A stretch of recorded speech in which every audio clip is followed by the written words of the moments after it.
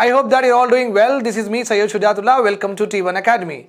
Today we'll be discussing the 4th week of February current affairs in compilation. And we'll start our discussion with international relations. Okay, the first and the most important aspect that you are all well aware of this fact, and it has been thronging, or you can say flashing on your TV channels, on your mobile, on your Twitter, on your Facebook, on your Insta, and also in the newspaper, that is Russia's invasion of what? Ukraine. And that is what we are having today also. Okay, so you can see that Russian troops are moving into the Ukraine, and we have been covering this story since last 1 week. And the links of all the Russian-Ukraine related the topics will be given in the description. So you can just track the what developments and the basics, and then start with the developments, whatever was happening between Russia and Ukraine, okay, will be given in the description. The links will be given in the description. Please go through them also so that you will have a complete picture of this particular crisis. Right. Russia, as you know, that started its invasion on what? Ukraine. And from land, Russia is invading. From air, okay, aircrafts is also, okay, exercise is being mobilized, and also from the sea. From the 3 fronts of war, it means what? Russia is going full-fledged war with Ukraine, attacking from all the 3 important modes. Okay, so it was a declaration by the Russian President Vladimir Putin. The biggest attacks, this is the biggest attack on any European state since World War II. World War II, 1939 to 1943. Okay, so this is the World War II. After World War II, if such kind of attack has been there on any other country, means this is the example. Okay, right. And we are having not much in that because the total globe is interested in what? In that particular war. So nothing much is happening in the global trade, etc. No summits are happening. So there is one important news which we have discussed. Now let us go ahead with science and technology. Here we are having the bundle of news here. Okay, a lot of developments are there in this science and technology. Okay, India and Japan is conducting a exercise called as Dharma Guardian. Okay, you can see he belongs to, okay, Japan, and this is our Indian navies. Okay, it's a naval exercise, Dharma Guardian. 12-day joint military exercise at the Belgaum in Karnataka. For what purpose? So each of them will coordinate with each other. Okay, how to do the alert system. So that particular Japan Navy naval ship will be there here, Indian naval ship will be there. Okay, they will do in this way. Okay, how to turn, how to avoid any attack, if they are like launching any missile, how to defend, how we can launch our missile, how can put the alert system. So it's a drill. It's a drill that in the real time war happens, then how India can respond to that, and how the Japan can respond to that. So in the way, it's a drill where each of them will show their expertise in a particular area and learn from each other, Okay, so the chief admiral of Indian Navy, this is also important for the lower grade examination. Okay, they will directly ask you who among the following is the current Indian naval chief admiral. So your answer should be what? Hari Kumar. This is one important question. And India and Japan, the navy related exercise is called as Dharma Guardian. And another, we are having International Maritime Seminar. It's a multi-nation seminar. Okay, and under this seminar only, there is a military exercise is happening, that is called as Milan exercise.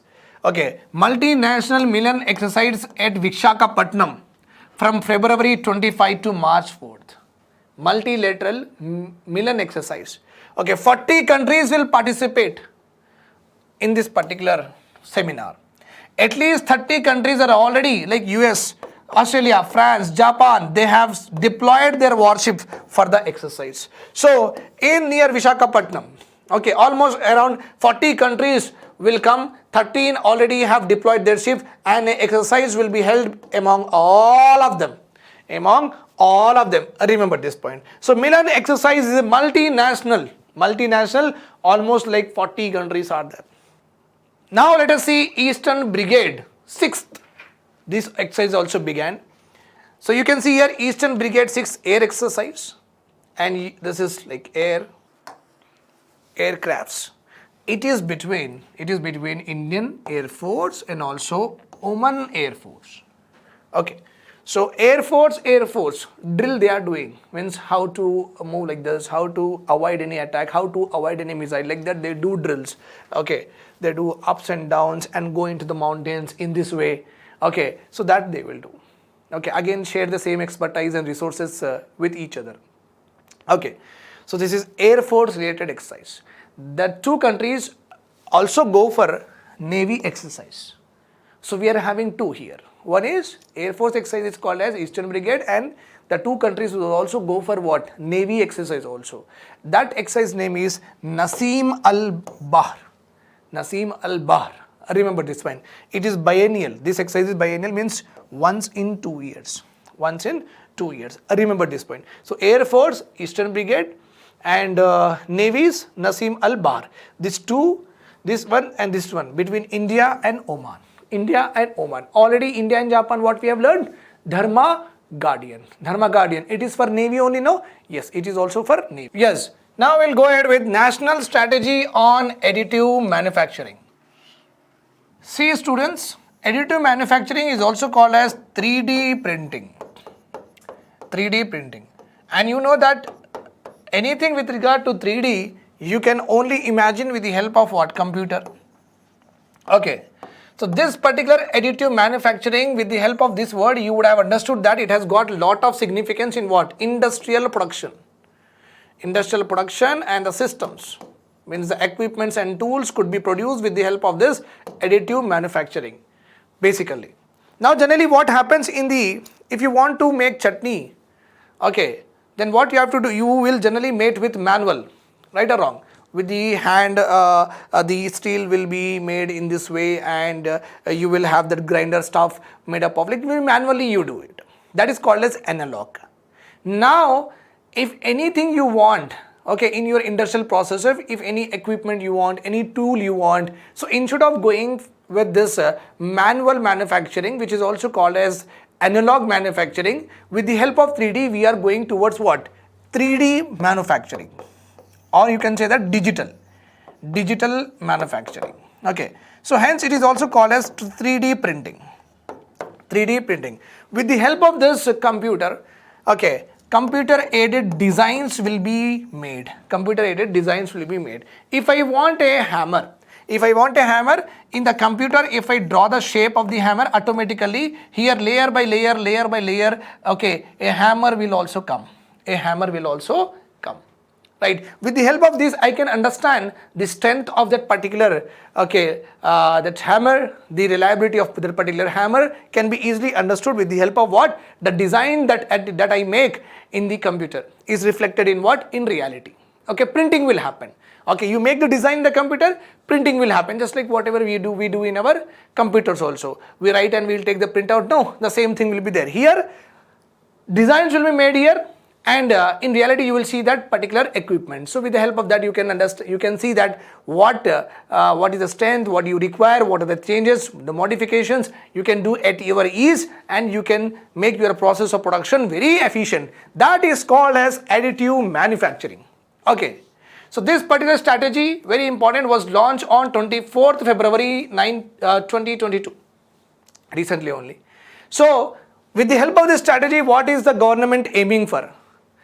Government is aiming to increase additive manufacturing share in the global additive manufacturing by $1 billion to GDP in 2025. Very, very important point here. The goal is to achieve $1 billion to GDP. In GDP, 1 billion should come from what? Additive manufacturing by 2025. That is what is our objective with the help of this national strategy for additive manufacturing. A transformative approach means it will transform the way of industrial production processes. A new way from the analog to digital. Okay, where you can ensure reliability, effectiveness, okay, strength, etc. so and so forth. Right. Now let us see Matsya 6000. What is this Matsya 6000? As you all know that India is having two important missions. ISRO. One is from ISRO, another one is from Ministry of Earth Sciences. Two important missions are there. One is to go to the okay, go about the earth to launch man, Indians, okay, in the space. Another one is to launch Indians to explore what? Deep seas. To explore what? Deep seas, oceans. So as you know that we are having the name of the mission that we are launching, the Indians in the space, is Gaganyaan. In the same way, we also want to send Indians, okay, Indian researchers to go deeply into the ocean and try to explore what is there inside it. So that is called as Samudrayaan. So we are having one Gaganyaan mission, one Samudrayaan mission. Samudrayaan mission is related to this particular Matsya 6000. The vehicle that we are building, which is made up of titanium, which is very powerful metal, okay, can resist larger impacts when the vehicle is going into the deep inside the ocean. Okay, Matsya is a vehicle, and the total mission is called as what? Samudrayaan. Okay, Matsya 6000. It is a part of Deep Ocean Mission Program. Okay, and it is being implemented by Ministry of Earth Sciences. It is a manned water, means our Indians will be a part of that. Our Indian scientists will be a part of that. It is a manned underwater submersible, means going inside the water, submerged vehicle capable of taking 3 humans to a depth of 6,000 meters. So the 6,000 indicate the 6 kilometer depth we are going inside the oceans. 6 kilometer depth. Matsya 6000 will be ready as originally planned for its launch in 2024. It is a part of Samudrayaan mission, you know that. And National Institute of Ocean Technology is also helping under this mission. Okay.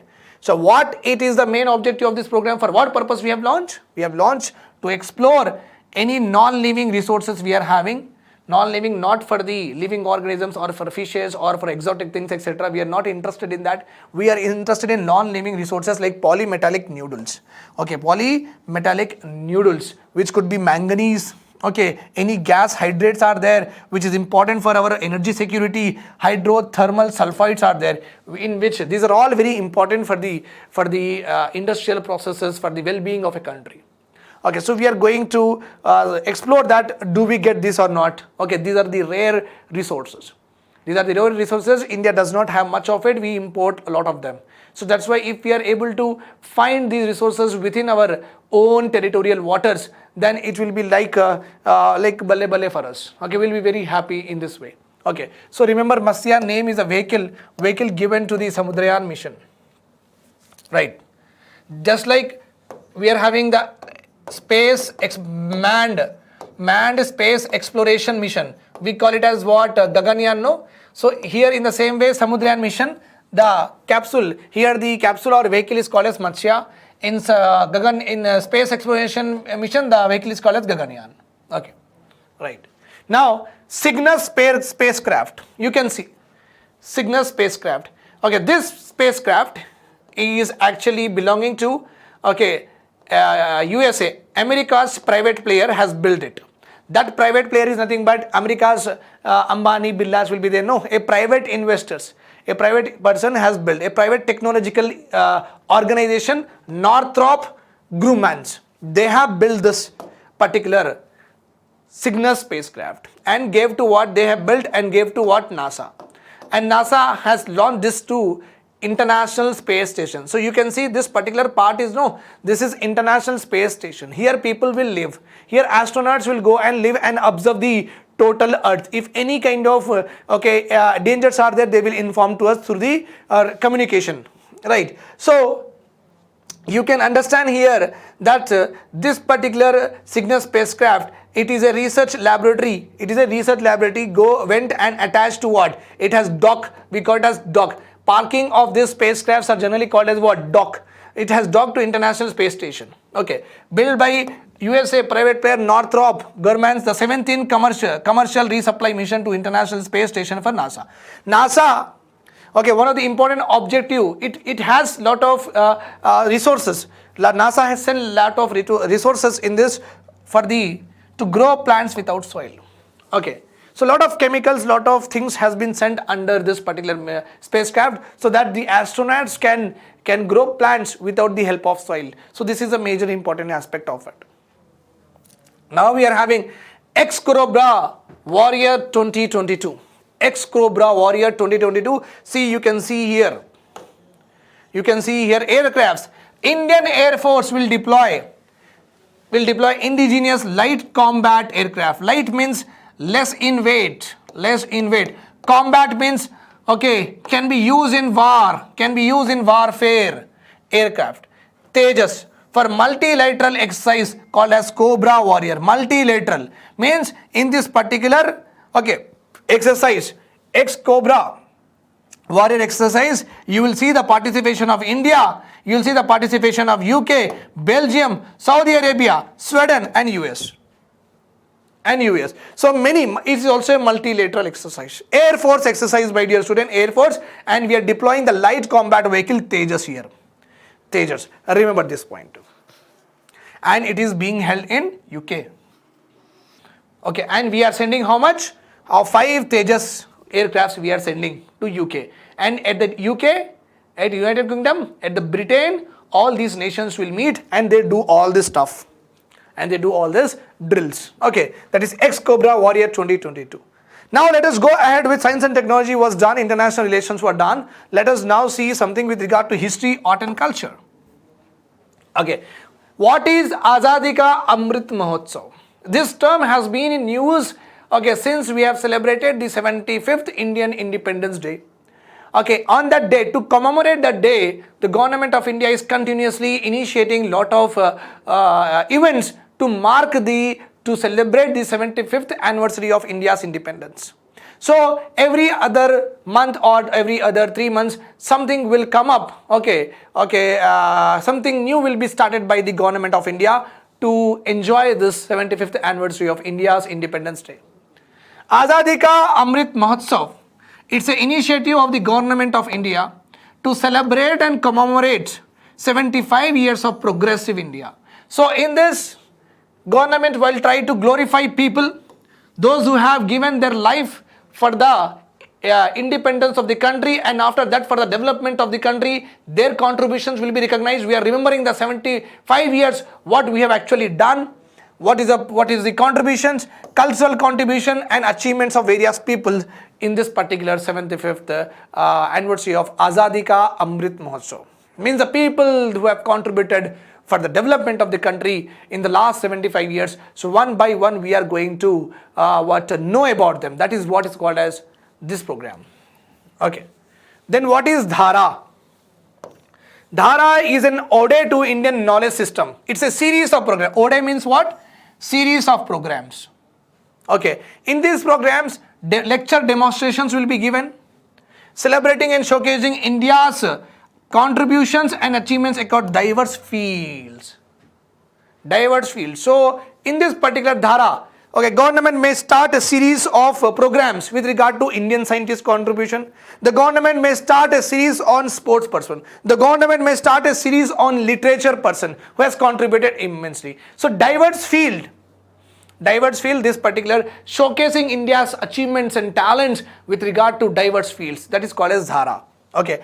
Of the first event out of this, in this program, the first event is dedicated to India's contribution to mathematics through ages. So we are going to remember our mathematicians. Okay, this will run. This is the first program is being run under the Dhara initiative.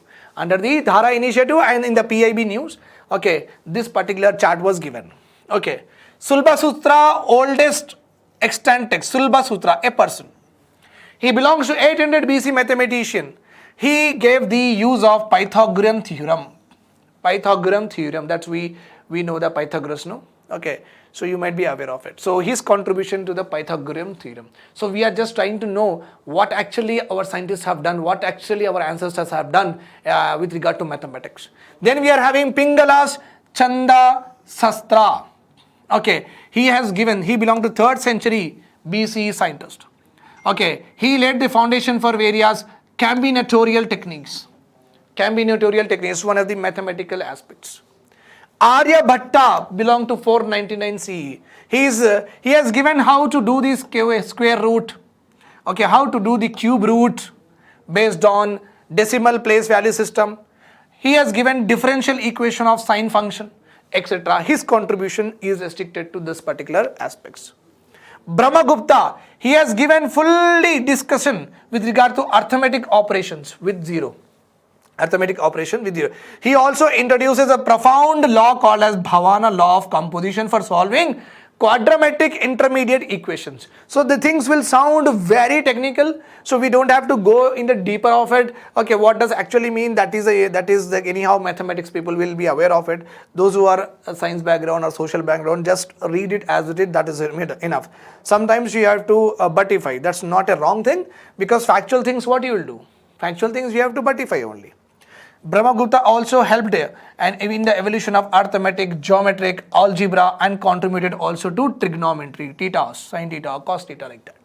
Okay, then we are having Madhava, belonged to 13th to 14th century mathematician.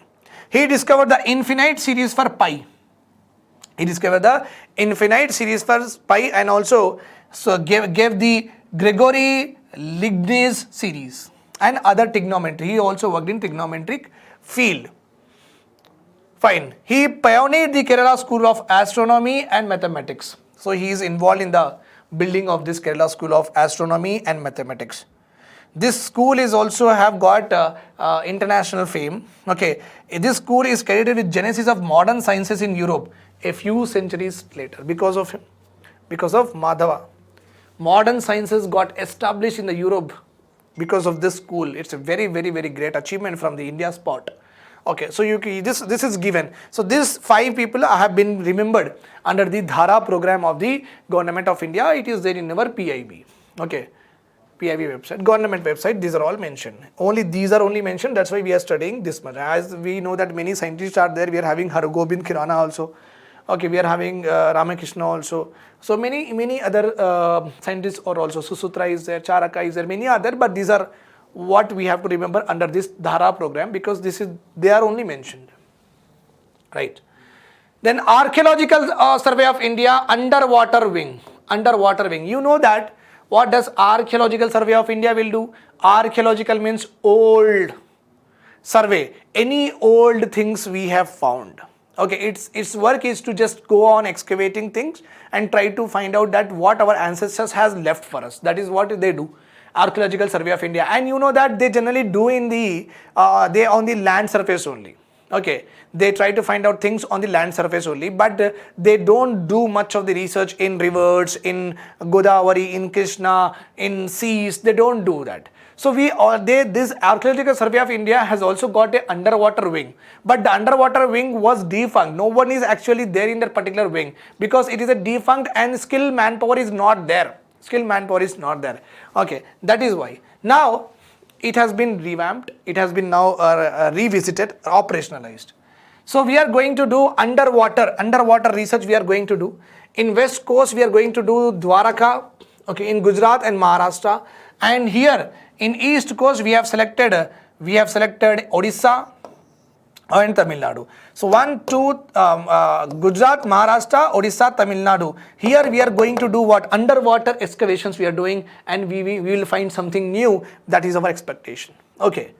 So the Archaeological Survey of India established in the year 1861. The first director of this Archaeological Survey of India was Alexander Cunningham. Okay, what does it do? It regulates all activities with regard to excavation and preservation of all ancient, medieval, modern monuments of our country. Okay, it does that. It preserves it. Okay, it will not let them to destruct.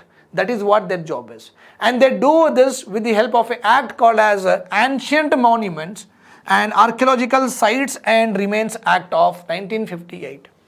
Archaeological sites like Lothal, Harappa, Mohenjo-daro, like that, Bhimbetka, archaeological sites and whatever the remains are there, Act of 1958. Okay, fine. Now, ANGADIAS, it is a banking system, my dear students. Banking system, it's a very old traditional banking system. It is a century-old parallel banking system in the country where traders send cash generally from one state to another state through persons. That persons are called as Angadia. Recently, Mumbai police have arrested these people. Okay, these Angadias were carrying lot of 10-15 lakhs with them. Okay, Then they were like, they look like coolie, and people and the police people have arrested three people called as Angadia, and they have got to know that okay, they are actually belonging to a parallel banking system. They are actually moving money from one place to another place, obviously, which is illegal, right? How much money has been earned by a manufacturer, we will never know if this happens. If they do it with the transactions through online or internet banking, we'll know that which company earns how much, right? So this system, you can understand, that is one of the system which will help them to evade what? Taxes. That will not come under the taxation system. That's why they are following this. Okay, Angadia means, okay, in English, it is basically called as a courier. So the person who are transferring cash from one place to another place, they are acting as a courier only. That is called as Angadia. It is by and large used in jewelry business within the range of Mumbai and Surat route, being the most popular route. Mumbai and Surat jewelry business. Okay, so that is what is Angadia traditional banking system. Now let us see what is there in environment. Okay. Floating solar power plant. The first solar power plant, the largest solar power plant, has been established in Andhra Pradesh. So you can see that it is a floating solar power plant. These are solar panels are there. It is just generally spread on in the ocean, and they will trap what heat, and with the help of heat, whatever the areas will be there here, these areas will be lighten up, will get light. So floating solar plant. So already we had it recently, 2 days back. Bihar, the government of India has also gave 2 solar plants to Bihar. The major important benefit of this solar plant is you don't need a land space. Land is very costly, land is very scarce, right or wrong? So no need of land space because you can establish this in ocean, so you don't require land. But the problem here is the setting up of this solar plant is costly. Okay, setting up of the solar plant is costly. Buying these solar panels and installing them in the ocean and fitting that all the structure will be very costly. So one benefit you are having, another benefit one disadvantage you are having. But solar energy is very important to reduce what? Global warming and to mitigate the impact of climate change. Now let us go ahead with NDC-Transport Initiative for Asia. TIA project. NDC means Nationally Determined Contributions. Okay. Transport Initiative for Asia. I'll come to that. Please listen to me very carefully. This particular initiative is launched, okay, by Niti Aayog in collaboration with World Resource Institute, okay, and with the support of a private firm, GIZ India. They have conducted a virtual workshop. They talk about that particular thing on the Zoom. Okay. For what purpose? For decarbonization of transportation. Very, very important. Decarbonization of transportation. You know that whenever you use your bike, whenever you use your car, so you will use petrol, diesel. Okay. And with the usage of petrol, CO2 will be emitted.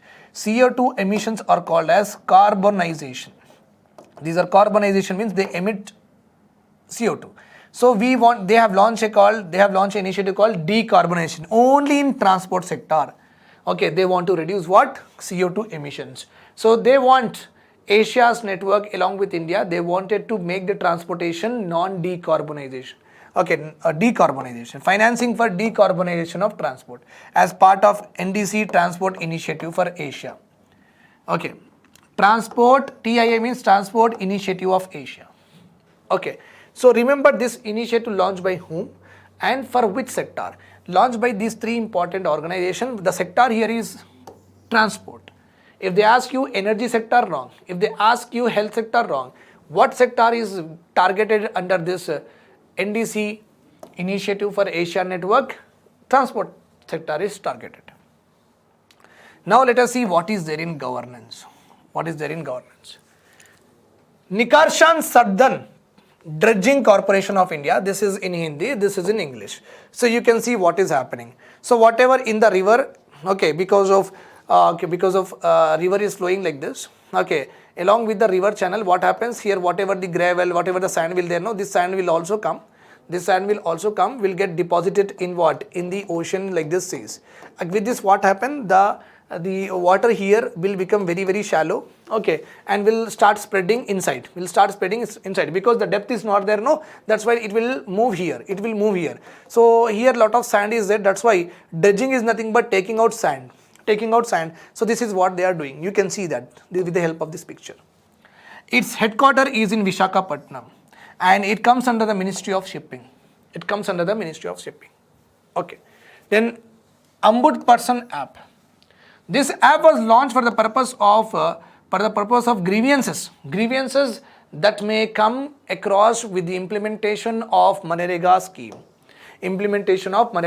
I went to Deputy Tahsildar, I went to the MRO office and I registered myself to be a part of Manrega scheme. But they are not giving me the job. But they are not allocating me the work. That's why I can use the mobile app and I can complain about this particular thing. So grievance, if my payment is not done, if the work is not assigned to me, what to do? So it's a Ombudsperson app. Okay, it is launched by Ministry of Panchayat Raj institution.